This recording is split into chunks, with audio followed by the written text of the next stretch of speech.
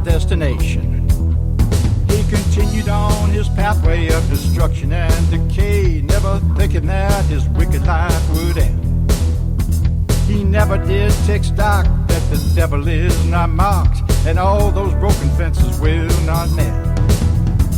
Another politician has just taken center stage. He tells all the people that he loves them so. He comes on like a sage, says with him they should engage. A false prophet selling endless empty prose. Do you have a paranormal story you want to share on Night Dreams Talk Radio? You could be a guest.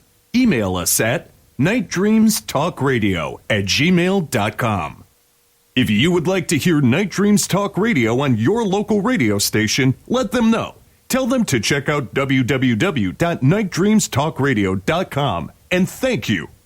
From our compound, from the West Coast to the East Coast to worldwide, both on the internet and terrestrial radio, you're listening to Gary Anderson on Night Dreams Talk Radio. After Dark. Well, here it is. Well, last hour of the show. Boy, it is going fast tonight. And I think the reason why it's going fast, we got a great guest on, Dave Emmons.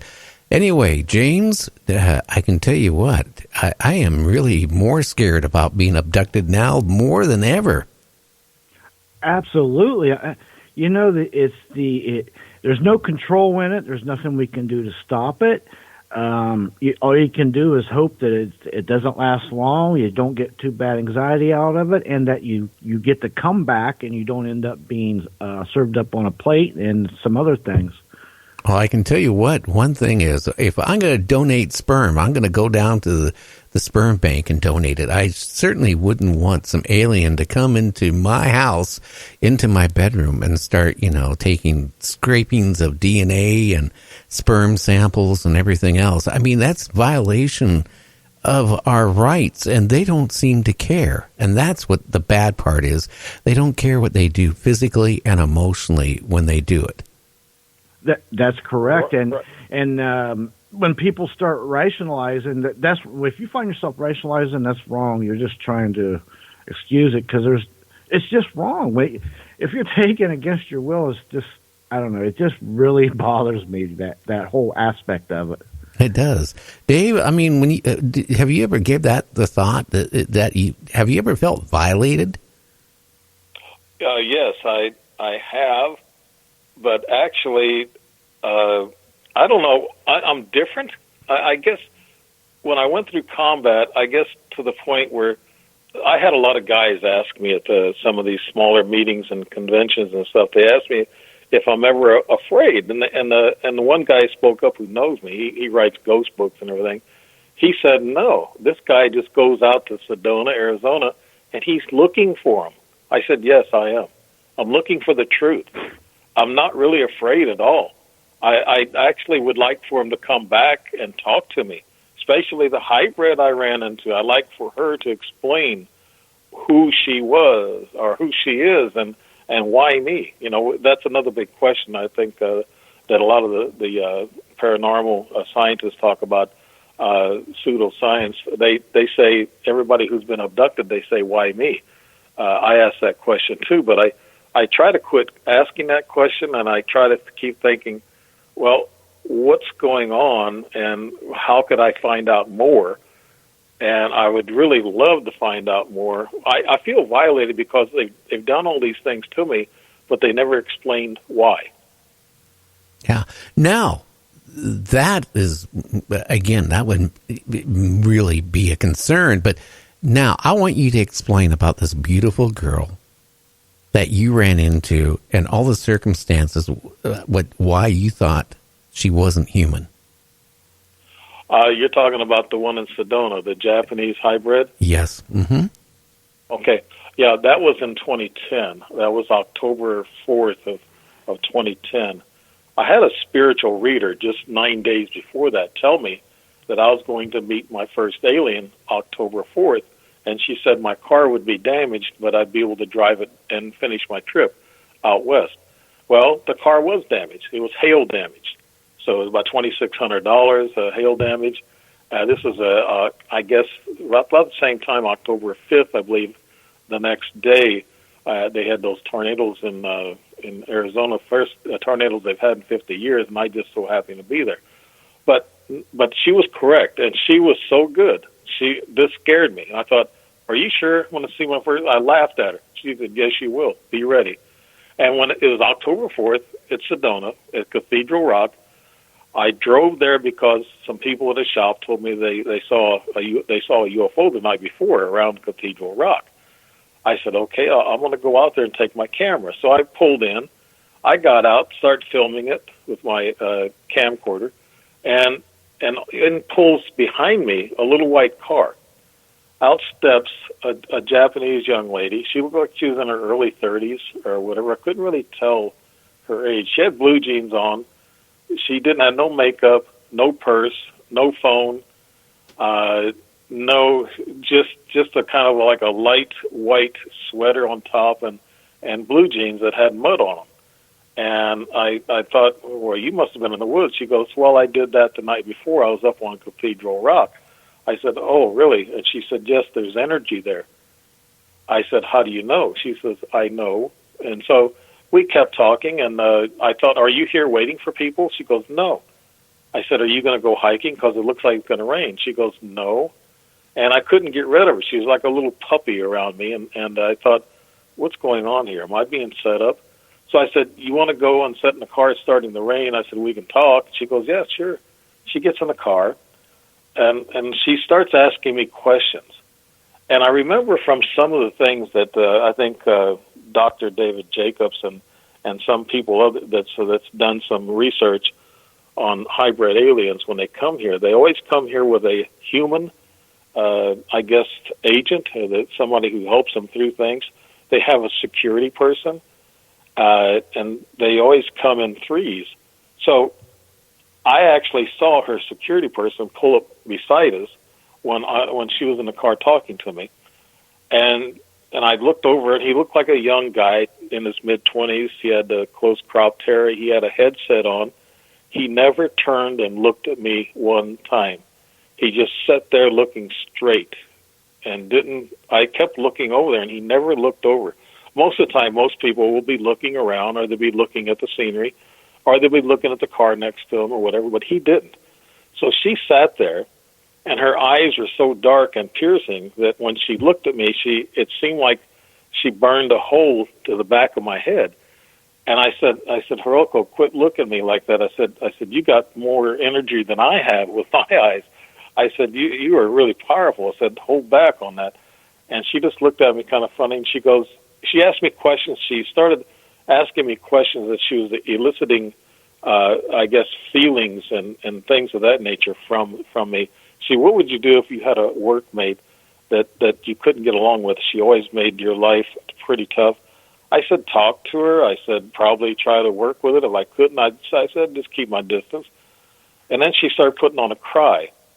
And I said, Hiroko, what's wrong? And she goes, oh, my family's not too good to me. And I said, oh, your mom and dad? She goes, yes. And I said, that's okay. I said, you're probably old enough to be on your own and everything. She goes, yeah. And then I felt her hand. I put my hand on top of hers, and her hand was so hot. I mean, this was beyond fever stage, 105. This was way beyond that. I took my hand off of her, and I said, you are burning up. I said, what's wrong? And she looked at me with that stare, and I thought, oh, I don't know. I think what she did, she dumbed me down. She had this, I guess, with her eyes. She didn't have any apparatus that I could see. But it kind of made me feel like I was safe. Everything was okay. Then this guy pulled in again. He pulled out and pulled in about 3 times while we were there. He made me nervous, and I had a license to carry a gun, so I had a gun in my console. I looked at my console, and she looked at me like she knew what was in that console. It was like, don't do anything. Everything is fine. So I sat back, and I thought, okay, this is... Otherwise, I think in a normal way, I would think, since I was an older guy, that I was being set up. But I didn't think that way. So I thought, okay, everything's okay, everything's fine. So I have a whole 3 pages of notes on what she talked about that evening, and a lot of little things. But we met the next day. It was we met for breakfast. She ate a little bit, not much.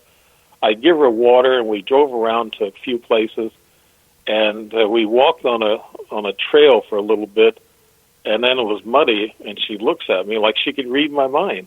I said, it's too muddy to go up this trail, so we walked back. And then she stood there and she listened to the wind. She says, this is beautiful. Isn't this beautiful? And I said, yeah, it's like she's not from here, and it's her first time, but I don't know, maybe she spends so much time on a spaceship that she enjoys being out in the wilds or whatever. But she took off that afternoon after we had a quick little lunch, and she had a little black bag with her. It was only about 7 or 8 inches long and probably about 3 or 4 inches deep. I don't know what she had in that black bag, but it wasn't makeup or anything. So and then she still had the same mud on her pants, and usually girls don't do that. Girls usually don't go around muddy like that or without makeup or anything. So something was strange just about that. But the following fact that I usually follow up with is March 17th, the next, just 5 months later, 6 months later, her and 2 young Japanese boys showed up at my house, and my cousin was sitting with me on the front porch. And she had the same sweater, same blue jeans.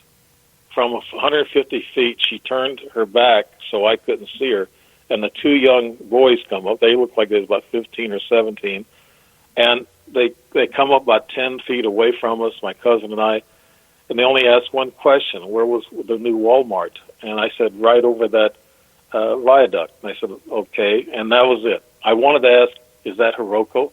And my cousin, who usually talks and actually gets a little, I guess he can actually embarrass people by what some of the questions and things he says. He's kind of like a joker, but he didn't say a word. He was completely dumbed down.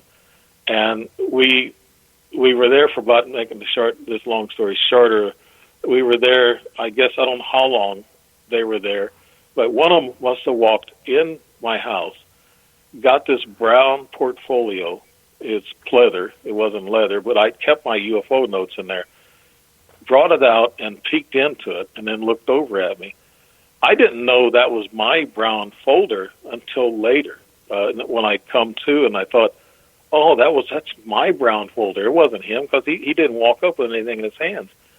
And so whatever they did to us, they dumbed us down, and then they walked back out to meet her, Hiroko, and then they went up to a stop sign, and my cousin finally woke up. I looked at him. He said, what just happened? He said, wow. He said, where are they at? I said, they're right there walking up to the stop sign. He said, did you see them walking up? I said, yeah, I seen them walk past the road here and met with her. I said, that's Hiroko. He said, who? And then we looked again, and it was at a stop sign. They were gone. They just vanished. They totally disappeared, huh? They wasn't down the road or up the road. Well, one thing, too, if I remember right, too, she didn't even know what money, she had no money or anything, too, when you first met her? Yeah. Right, yeah. A lot of the details I'm trying to get through to this, because I'm taking up too much time. I feel like, I got she had a credit card, or she said she did, and I told her, you leave your credit card there. And I said, you're supposed to check out of your room so you can get your receipt or whatever. I said, I always do that. She goes, no. And I said, here's my phone. I said, what place is it? And she told me, and she talked to him, and she said, yeah, it's okay. It's okay. I said, all right. Yeah, she didn't have any money on her. She didn't have nothing on her. So I don't know what else she could be, except not from around here. Well, yeah, because you can't survive without money. I mean, there she was with no money or virtually even prepared, clothes-wise to be out in the weather. So that is kind of strange. So, I mean, the encounter you had with her, and then by your house, by the lamppost, that is so eerie right there. Yeah, that spooked me on that. That was the fact.